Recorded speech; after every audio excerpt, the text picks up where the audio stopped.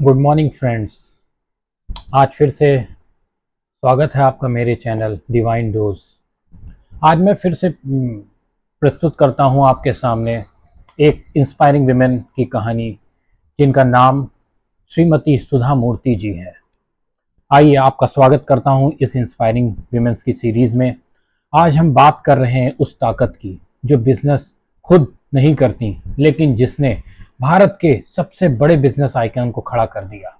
श्री नारायण मूर्ति जी की जीवन संगिनी, एक लेखिका, एक समाज सेविका और भारतीय मूल्यों की जीती जागती मिसाल श्रीमती सुधा मूर्ति जी।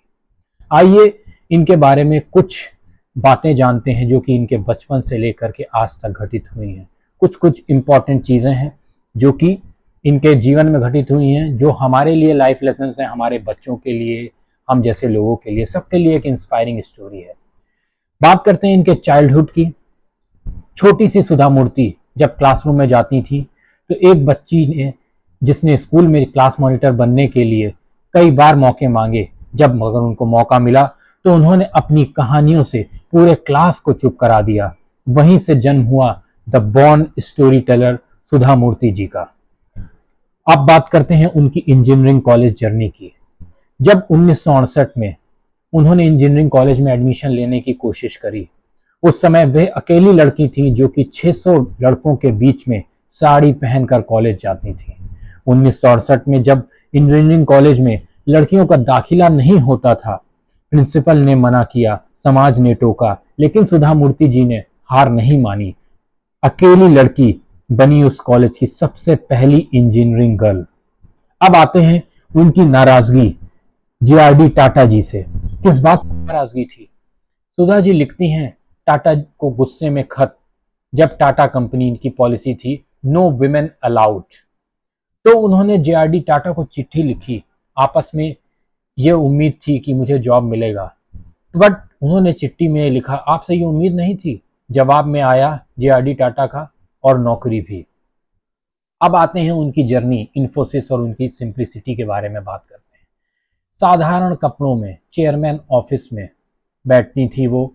जब एक दिन इन्फोसिस की चेयरपर्सन बनकर भी उनके अंदर ना कोई लग्जरी थी, ना अहंकार।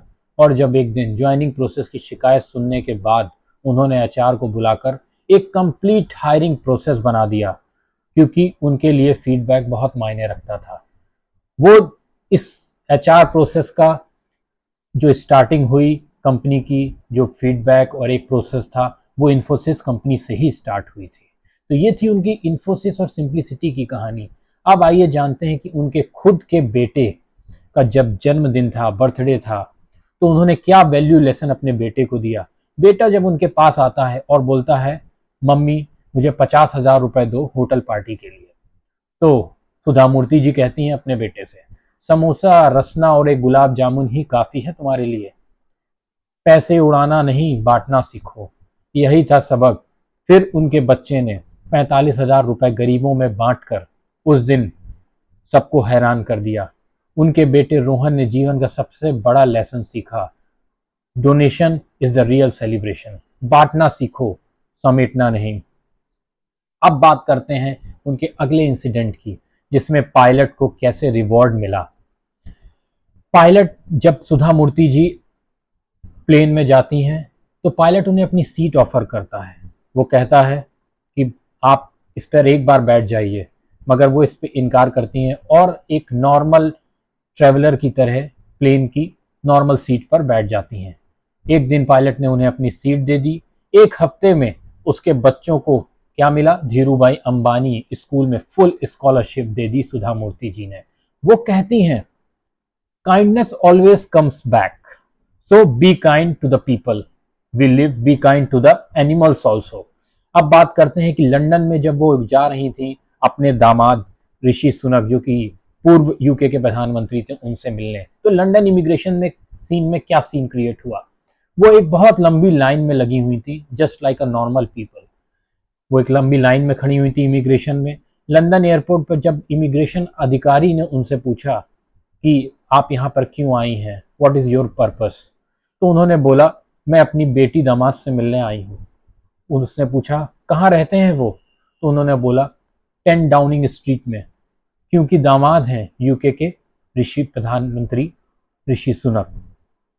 तो ये बात सुनकर के वो जो इमिग्रेशन ऑफिसर था, he was also in shock कि इतनी बड़ी सेलिब्रिटी, इतनी बड़ी राइटर, इतनी बड़ी मोटिवेशनल स्पीकर, इतनी बड़ी बिजनेस टाइकून एक नॉर्मल सी लाइन में खड़ी हुई है, फिर भी कोई एटीट्यूड नहीं, कोई अहंकार नहीं।